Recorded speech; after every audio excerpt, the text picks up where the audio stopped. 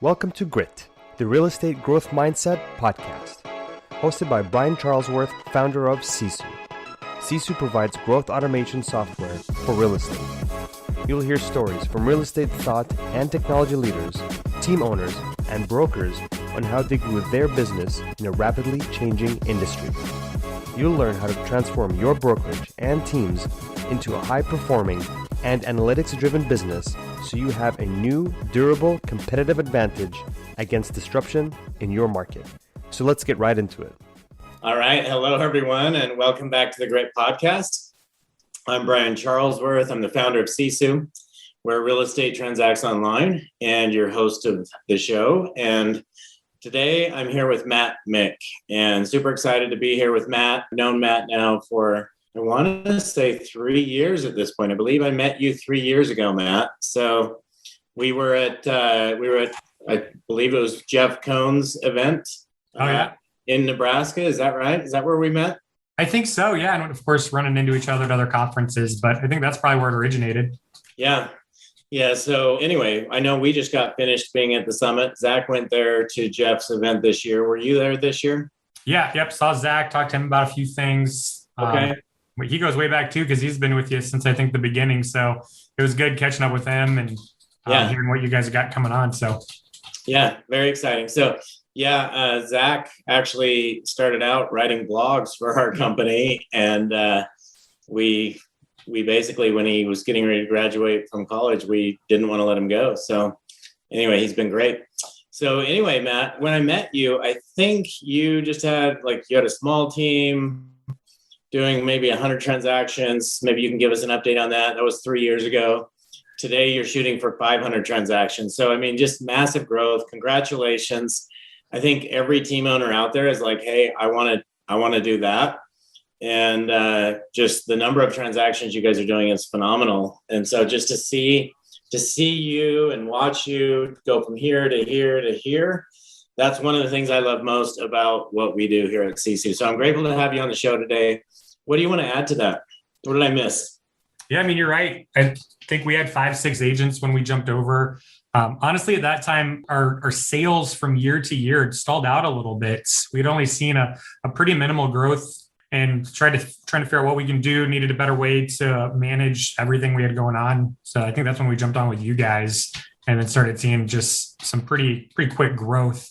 And Sisu's behind that a lot, giving us the ability to, get our transaction staff focused on being able to do more, because it's able to just capture everything, through automation. Yeah, awesome. So tell me, before Sisu, what were you doing to manage your business? What did the operational side look like? What did the sales side look like? I really want to go back in time and just really see how that's helped you transition your business and how you guys really run a different business today than you did back then. Yeah, I mean, we were always believed in tracking. If you run a business, and I think that's where a lot of people miss when they're running a real estate team, is they're not tracking enough. But we were using, probably Kevin McGowan, using some of his old spreadsheets, really. I mean, there were 50 rows across, 300 rows down, 1,000 different little functions built into it that if one messed up, you're spending 2 weeks trying to figure out where you messed it up. We were tracking our prospecting there, our sales, our ROI on lead sources, everything in those spreadsheets. So Sisu was nice because it cleaned it all up, made it far more difficult to mess something up. And if you did, it was easy to find it. Okay, so that's on the sales side. You were tracking everything in spreadsheets. What were you doing just for your TC? I think you only had one TC at the time, but what were they doing? How were they managing those transactions back then? Were you in Trello, or what were you doing then? No, I mean, honestly, she had built a few of her own Excel spreadsheets to keep track of things. Okay. So it was just a hodgepodge of whatever, which, having Sisu, when we started hiring on more TCs, made it a lot easier for us to just sit them into a seat and put them to work, because it was all just built out. And I mean, anybody could fill in Sisu. That's what I love. That's what I love about having systems, right? With having those systems in place like you do now, if you hire somebody, you just start assigning transactions to them, and everything they need to do is right in front of them, right? Yep. So So going back in time, that was where you were. You were doing how many transactions then? I think we're around like 140-ish that first year. And I think that's when we reached out to you guys because we wanted to grow and we needed a better system to do that than a bunch of cumbersome, Excel worksheets. Okay. And so today, what is your goal this year? Where do you guys want to be by year end? And your goal's around probably 500. We've got a team we float between 12 to 17 agents, mostly full-time. So they're cranking them out. And our market price point's about 250. We're about 60 million, close to 60 million closed and under contract right now for the year. So I think thanks. Yeah. I mean, 2 years ago, we finished at just over 50 million for the whole year. So, and that was with a pretty similar sized team. I think we had about 15 agents a couple of years ago. So it's fun. It's exciting. So how are you doing with the same size team? How are you doing so many more transactions? Like just training. It's a bunch of training. Our agents we brought on 2 years ago were all brand new, right out of school. So we spent a ton of time and resources getting them up and going. And now they're up and going, self-sufficient. And we're getting to the next stage of our business. We've gone through growing pains, trying to figure out where do we go find those next agents to help us continue to grow to where we want to be here in Lincoln. Okay, so it sounds like you've recruited mostly new agents that you guys have actually trained. You've trained them to follow your systems. And I talked to a lot of team leaders, broker owners, and, some people prefer experienced agents and some people prefer 100% new agents so that you can actually train them to go out and operate the way you want to operate. Is that how you guys think? Yeah, I think so. We have a pretty small pool of agents in our market, and we've got like 800 total agents, and 80% of those are close to retirement.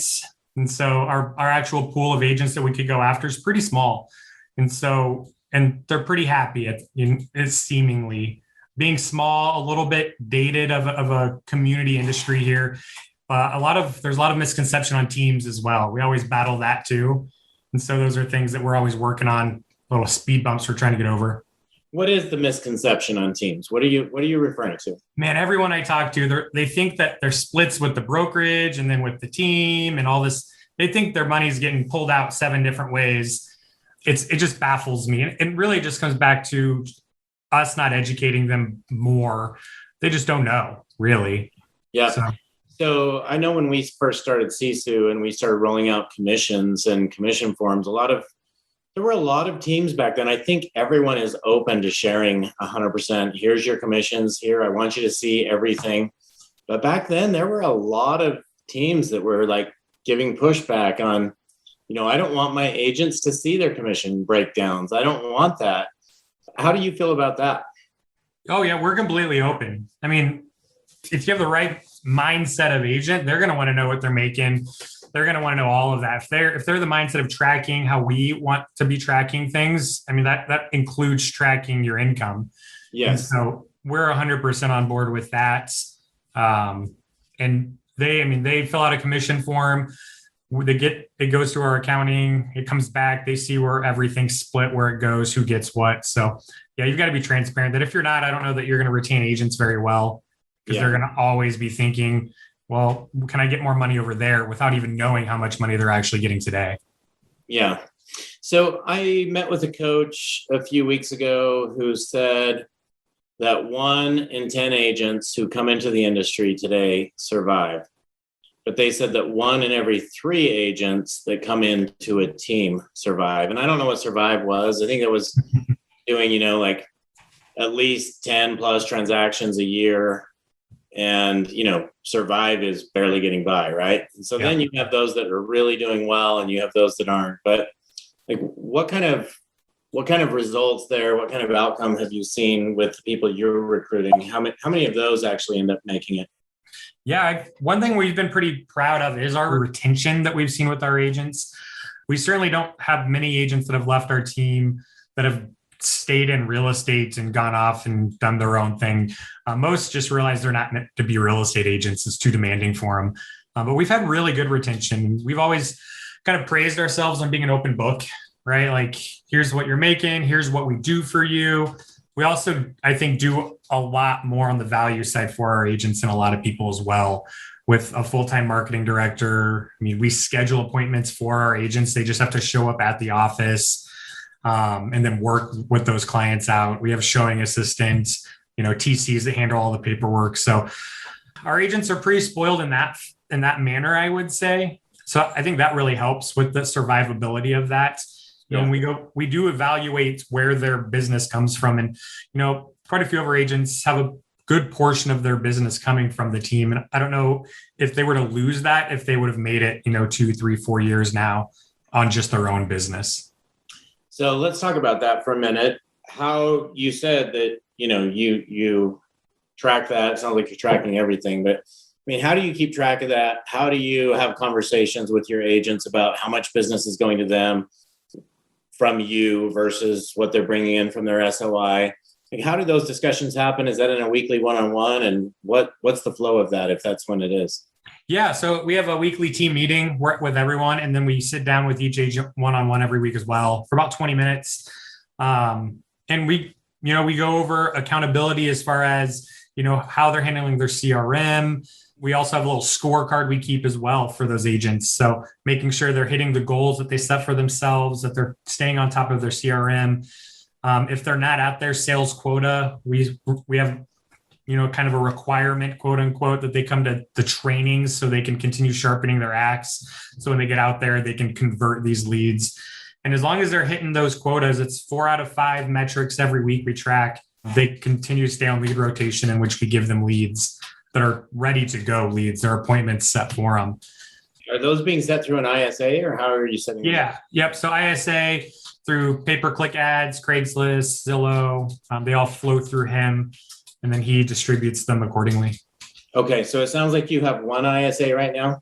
That's correct. Yep. And how long ago did you bring in an ISA? Because my take is everybody right now, every team leader right now is they're either doing ISAs now, or they're like saying, that's where I'm going. Like, that's where I need to be. I need to be generating my own leads. So tell me what that process was like, how you set that up. Because I know for a lot of people, they've had challenges in getting that set up. So. Yeah. And that's, a pretty tough retention spot, I'd say. It's the money is on the other side of that, on the outside sales portion.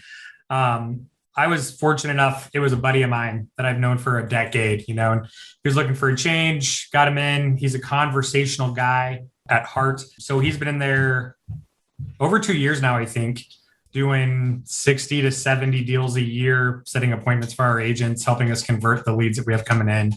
But honestly, we were 2 months ago thinking about growing that department out. We just don't know where we want to go. It's kind of we're trying to figure out what shift we want to make.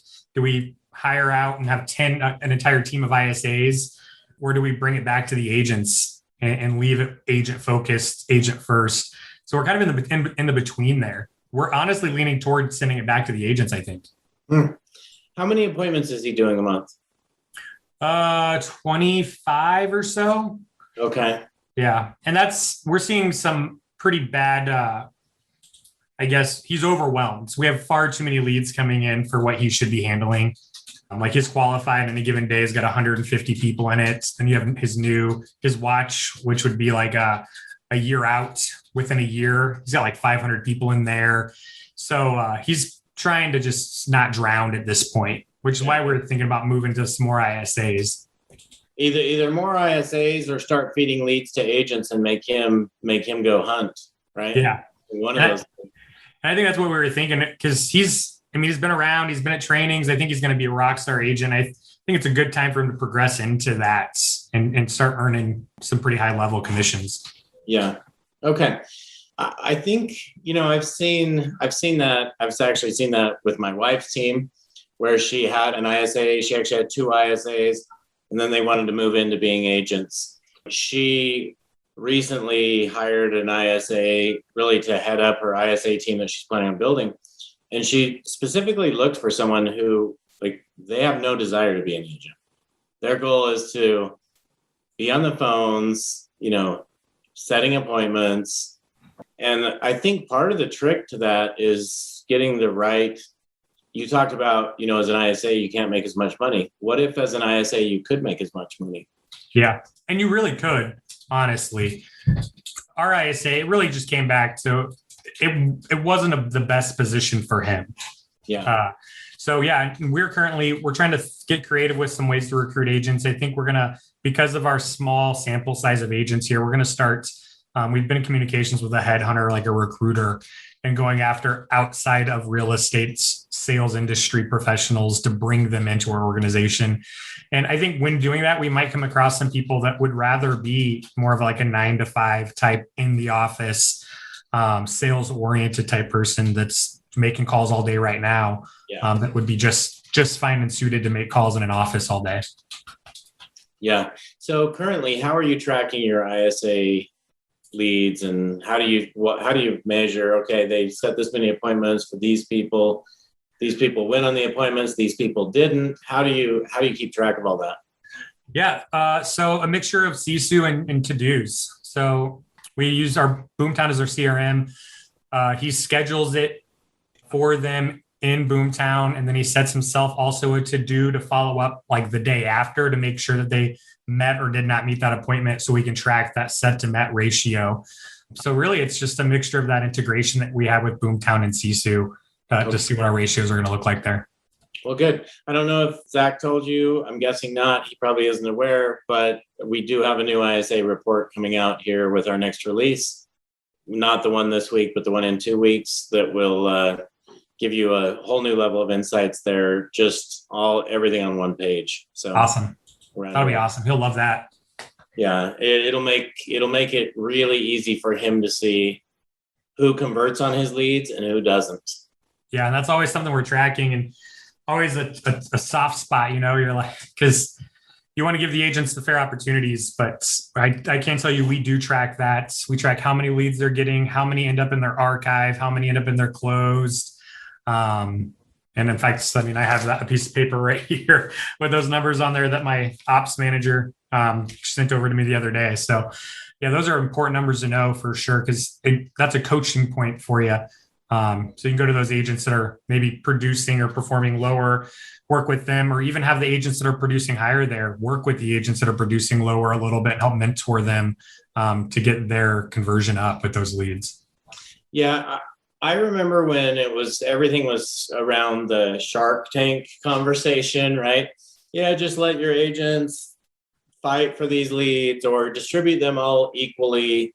And now I'm seeing more and more and more, especially from our customers who know their lead source ROI and conversion ratios, and not only as a team, but at an agent level. And I can tell you, I've spoken with so many team owners who, they only give Zillow leads to their top 5 agents that convert Zillow leads. They only give OpCity to the ones that convert OpCity. They only give ISA leads to the top 3 to 5 that convert ISA leads. So is that something you're doing to run your business, where you're really discovering which agents are better with which lead type, and how do you determine that, if so? Yeah, so not really. We try to keep it a level playing field. I can say that the agents that aren't converting leads well aren't typically on lead rotation because they're missing on other parts of their business as well. So they kind of weed themselves out for us. But again, in order to be on lead rotation, what does somebody have to do in your business? Yeah, I think this is great for people to hear, right? Like, yeah. So so they've got to hit their prospecting goal for the week. They've got to hit. They've got to have their active categories and their CRM cleaned up, so they can have people behind. But we want to see less than 10 of those leads being neglected in there. They've got to come to our team meeting, which is required on Tuesdays. And then if they're not at their progressive sales goal, they've got to be at our team training and then dialogue training. So they've got to have 4 of those 5. We do give them the ability to not hit 4 out of 5 one week. It gets if they have 2 weeks back to back, that's when they fall off. We do get that you might have a crazy week one week, and you just can't make a couple meetings because you've got 5 closings going on and walkthroughs. But back-to-back weeks is where we start questioning that lead handoff. Okay, so if they're overperforming, you're good if they miss a week. But let's say they miss 2 weeks, and maybe there's one of those is they're prospecting. They're not having the conversations they need to have. They didn't show up to a meeting.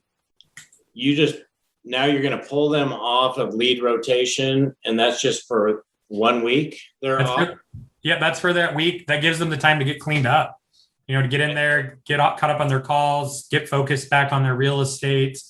And they simply share a calendar with our ISA of their availability. So if they're not on lead rotation, he just minimizes their calendar from his calendar, and he doesn't even see their availability for that week. Yep. Okay. Yeah, I think that's great. There are so many ways to do that. And just hearing all the different ways, I think is extremely valuable, because it kind of depends on what sort of leader you are, right? Do you want to break it up where you only give certain lead types to certain people, or do you want to give everyone the same leads and just not give them any leads if they're not performing the way they need to? Yeah. Yep. And then seller leads, those play a little different. We do make those go to more higher producing agents, of course. In our market, the commission payout on a seller lead is at least twice as high as a buyer lead. So explain that. What do you mean by that? If you've been enjoying Grit, please help us continue to grow the channel by leaving a 5-star review and sharing it with a friend. Now back to Grit. So is the PAC is lower than the? Yeah. So the buyer leads in our market in Nebraska, really, it's always been like a 60-40 split. 60% goes to the listing agent, 40% to the buyer's agent. But a few years ago, for some reason in Lincoln, it went to 2% payout for buyer's agents. And so if you're taking 6 or 7% listings, you're walking away with 4 or 5% on the list side, which makes it far more advantageous to carry a listing in our markets than in most markets where it's a 3% split. So because those are far bigger money makers, we want to make sure those are in the closer's hands. So for that, we set just minimum requirements, so we're not handing over, listings to brand new agents. Yeah. So for those of you listening, I mean, I don't know that this has happened in your area. I know that hasn't happened in Utah yet, but I do know there are a lot of power listing agents now that will say, guess what? I'm going to take 3.5%. I'm going to give you 2.5%. But it's not to the extent of what's happening. It sounds like that's a standard thing in Nebraska. No, this is just in Lincoln. It's just in Lincoln. Okay. Just in Lincoln. It's unfortunate for sure. It makes, especially in this market, we've got no inventory. Buyers are out there, writing and negotiating 18 offers for one client. And at the end of the day, they walk away with 2%, where 5 years ago, they got paid 2.8 to write and negotiate one offer. Yeah. So Matt, I'm guessing going through your head right now and over the last year probably is, how do I get more listings? Yep. And that's what we've been investing in a lot higher this year. About halfway through last year, we just started setting up way more back-end funneling of seller leads, getting seller type leads into our funnels, getting postcards going out, HomeBot going out, more follow-up on sellers. Knowing that that's not going to change for us, and then because we have an in-house marketing guy that helps us sell ourselves to them as well. I'm not an old bartender that kind of tries to do Facebook. We've got a guy with a degree that's going to be marketing your home for you. So that's helped us a lot. Yeah. Good. Any other things you're doing to drive listings? Our agents prospect. We do challenges. Right now we have a challenge going. It's a Battle of the Sexes challenge. So our male agents are competing against our female agents for listing appointments and sign listing agreements. So we're doing that right now. So how do you run that challenge? I mean, you make that sound easy, but how do you run a sales challenge? Yeah, we just take it to them. It's set up in Sisu, using Sisu challenges and create groups. So we just put all the boys in one group, all the gals in the next group. And every appointment they realize they get 5 points. And I think every listing they take, they get 15 points. And at the end of the month, the winning group gets a happy hour. And we try to have fun with that. Sometimes we have like masseuses at those, like chair massages. And then the losing coach, because I have a business partner as well. So she's handling the women's side. I'm handling the men's side. The losing coach gets pied in the face. So I'm actually scheduling. That's probably what they like most about it, right? I think so. Yeah. So I'm actually going to sit down and prospect myself and hand over some listing appointments to some of my male agents here to try to just get some points stacked for us here over the next couple of weeks. But yeah, we've paid a monthly mortgage. We've done, tickets and dinner to a concert. We try to run a 6 to 8 challenges a year to just get motivation. It helps us try to target spaces in our business where we might be weak. So if we realize, hey, we're kind of behind where we want to be with listings, let's do everything we can to incentivize some listing type activity. Yeah, I think that's awesome. I've also noticed that it really has an impact on the culture. Like, I'm guessing right now, all of your guys are holding each other accountable instead of you having to do that all the time. A little bit, yeah. Yeah, they're probably pushing each other. Do you have a Slack channel going on where they're all chatting in the groups to do some of that motivation? No, not quite. But we have been emailing back and forth, some texting here and there, which has been really nice. Yeah. Okay. That's great. Let's see. So I wanted to ask you, like, just in your opinion, if you're a new team leader today, just starting out, like, what are the keys? What are the 3 to 5 things that you absolutely must do to be successful in your business? Well, track your numbers. As a new team leader, you don't have the ability to just throw money away. So know where you're spending your money, know where that's going. Definitely hire a TC, if at all, just for your own purpose. So you don't have to focus on all that back end stuff on transactions, because there's a lot that goes to building a team. Numbers, leads. We're big on training. It doesn't matter, what level agent you are. We're huge on training. You can never learn too much. So figure out training, whether you pay for it. There's dozens of training organizations out there anymore. Jeff Cohn has one with ERS. So we have a membership to that as well. But we do in-house training for everything, which has been nice now because, like I said, we have an ops manager that can help with training. We have a marketing guy. The marketing guy is phenomenal. I mean, he goes into the nitty gritty on how to set up your Google profile to get people to find you online, your Facebook, your LinkedIn, how to shoot video, how to edit video, all of that stuff. Not to mention having a good marketing person on your staff. Our organic traffic has gone through the roof with how he's been, tagging photos and data that goes out there. Before he started, organically, we were getting 10, 12 leads a month through Google, and we're at like 80, 90 leads a month right now. I mean, we've seen huge increases in that. I mean, it basically pays the salary, with how much leads cost anymore. So training, leads, tracking what you're doing, and then a TC, I would say those are 4 things that you've just got to have.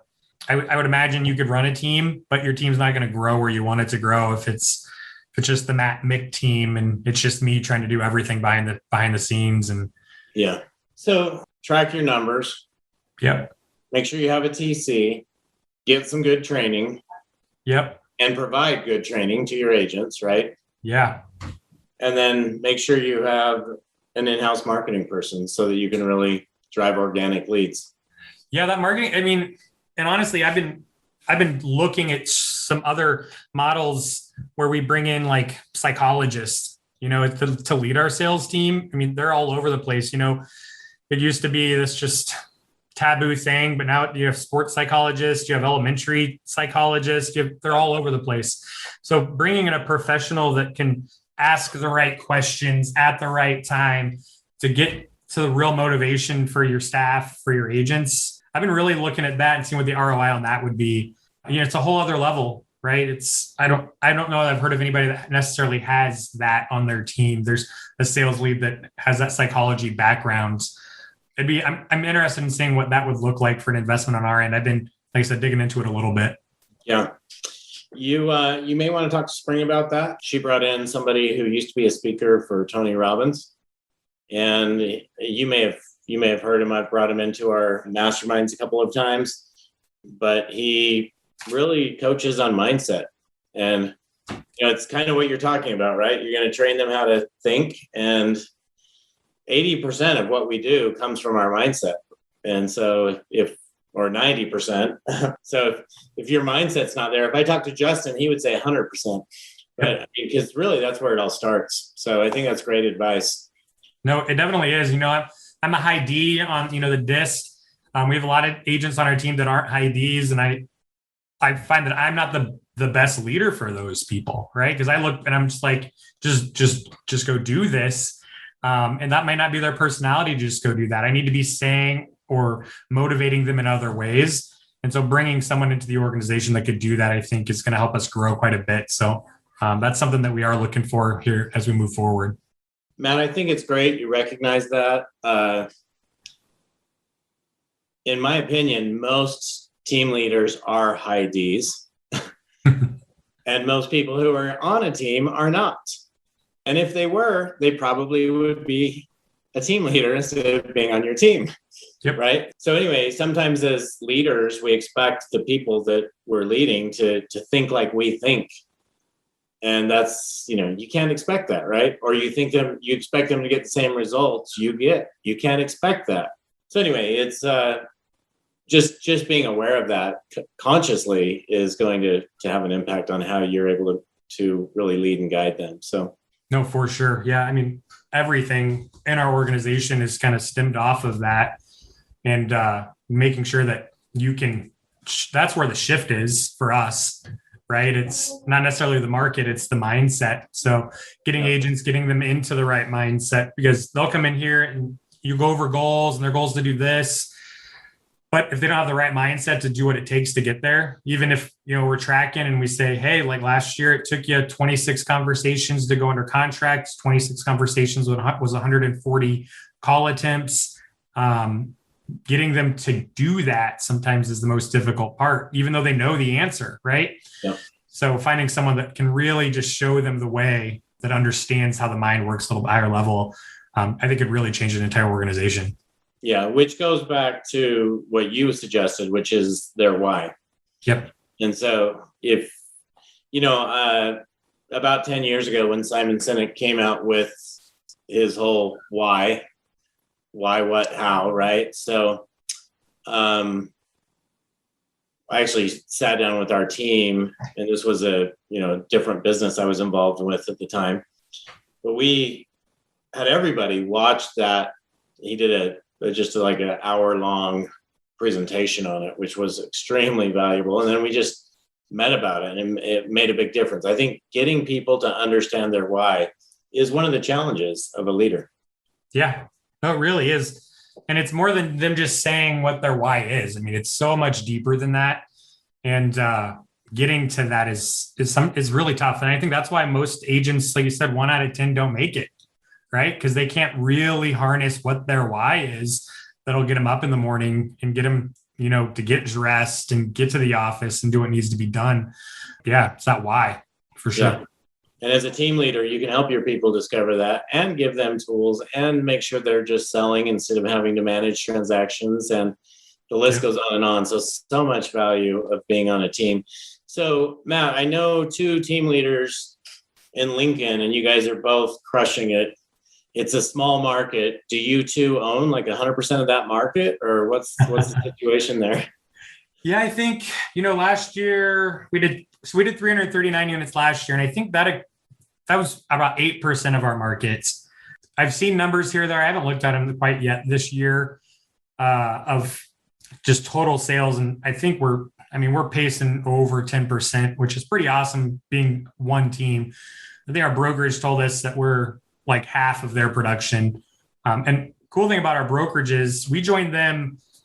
They were in a closet, honestly.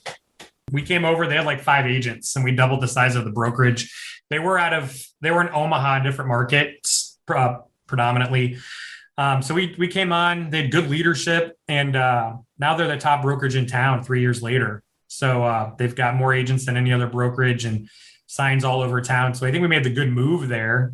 But it's been interesting seeing that growth as well, and seeing just the mindset that this whole organization has taken. Yeah, great. Anything else, like any last advice? I have a few personal questions I'd like to ask you, but I really appreciate you walking us through just the things you've done to take your business from 130 transactions up to 500 this year. I think it's phenomenal, and I love being able to to be a part of that. I know you and I don't talk every day, but we've definitely had time together, and I've gotten a lot of great insights and feedback from you. So I appreciate that as well. But anything that you would like to share outside of what we've discussed today? No, I mean, just always keep learning. That's the tough part. I can tell you last year with COVID, I kind of felt like I was in a cage all year. I wasn't able to get out, go to different conferences, talk to other team owners. So if you haven't done that, if you're new to the business, find those and don't go to the big ones. Find the niche ones, the smaller ones where you actually have time to sit down and talk with people. The guys on stage you're going to see later on that day sitting in a crowd with you. That's where it's at. Read books, podcasts. That's where we're always telling our agents, we can tell you to do a bunch of stuff. You're probably not going to listen to us, but if you listen to 4 different people on podcasts and read 2 different books and you're getting the same message out of it, then that's probably going to lead you in the right direction. So that's where I'm at with that. Yeah. That's really great advice for anybody. I don't care if you're an agent, team leader, business owner, anybody.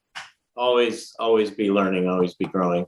So it sounds like you do that through a combination of books, podcasts, and events. And these mastermind events, I think really, like you said, if you can get these niche events, you're really digging in you're able to spend some one-on-one time with pretty much anybody at that event and really learn the things you want to learn. It's kind of like today, I get to learn anything I want from you. But if you're the ones asking the question, you get to learn the things that are going to have an impact on your business. Yeah. And even being a fly on the wall in some of those, just hearing the failures and the other people have failed, people you might look up to, they failed. They've overcome it. It wasn't necessarily a failure. It was just a learning experience for them. As a new agent, as a team leader, you can get a lot out of that. So you get lost in those big events, family reunion, what is there, like 40,000 people at those things? Find the smaller events and actually have some good conversations with people for sure. Good. Well, we are getting ready to last year we had kind of a Sisu event, but it was virtual. So we're getting ready to have an event this year, and I'm super excited about us having our first event. So Matt, tell me, what is your favorite book or podcast that you learn from? Yeah, well, this podcast, of course, Brent. This is a good podcast, though. I told my ISA that I was going to be on another podcast, and he can see my calendar. And he came in this morning when I got on here, and he was super excited about this podcast. He was like, "Dude, I listened to Grit," and I was like, "Dude, that's awesome." Books, though, Extreme Ownership is a book that I really enjoyed reading. Relentless, I found that was a really good book as well. Both of those just come back. If you're going to be a leader, they just come back about taking ownership. Like, you make the calls. So can't really throw it on anybody else. And here lately, I've been using a few pages out of the Miracle Morning, waking up a little bit earlier, having some of my own time, getting some stretching in. So Miracle Morning is also a pretty good book too. Yeah. All right. Thank you. Yeah. So you're there in Nebraska, you're there in Lincoln. When you want to get out and go have fun and go travel, where's your favorite place to go? I really enjoy Frisco, Colorado. I don't know how familiar with Colorado, because you guys have your own mountains and stuff up there in Utah, but it's a lot quieter town than some of those other mountain resort towns up there. So we try to get away. My wife's been pregnant, so we haven't traveled as much as we'd like to, but Frisco, it's where I like just getting away for a week there and just breathing fresh air for sure. That's great. I've been a lot of places in Colorado, but I'm not even familiar with Frisco. So where's that located? You know where like Lake Dillon is? Yeah. It's right on the shore of Lake Dillon. Like I said, it's a smaller little quaint spot. It's just nestled right in there, right by Breck and Keystone. Yeah. Silverthorne. So it's an older population for sure, but it's quiet. And sometimes you just need to get away and have some quiet. Yeah. Great. I'll have to check that out. What about in your spare time, like your personal time while you're at home? Like what are some of the things you like to do? Yeah, I'm trying to pick up golfing. I married a college golfer. I've never beat her once. So I've been trying to do more of that. I've been taking her off year, I call it, because she's pregnant, to try to see if I can position myself to get her on the rebound here. So I've been picking up quite a bit of golfing. And then just raising I have a 5-year-old daughter, and then we have a daughter on the way. So this year's been just prepping for that. Good. Congratulations. Sounds like you're going to have a whole family of female golfers. I hope. Hey, the great thing about golf is, and the world is changing now, getting a scholarship is changing all the time. But I remember golf being like the one thing that if you were a female golfer, you were pretty much guaranteed to be able to get a college scholarship if you chose to. That's right. My wife had a full ride for it, which was nice. So yeah. Great. All right, Matt. Well, thanks for being on the show today. I really enjoyed just seeing and learning about how you've gotten to where you have, because I still remember meeting you and seeing your business. And now, I mean, one of the things I would say is, it might be time for you to start putting on some of these events and doing your thing along those lines. So one of these days. Yeah.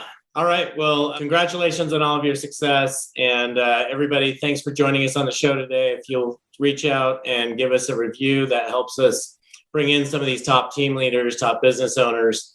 And we'll look forward to seeing you guys all on next week of the Grit Podcast. Thank you for joining. Thanks a lot, Matt. Hey, thanks, Brian. Thank you for joining us on our podcast. If you have an interest in a free 7-day trial of Sisu, go to sisu.co, sisu.co.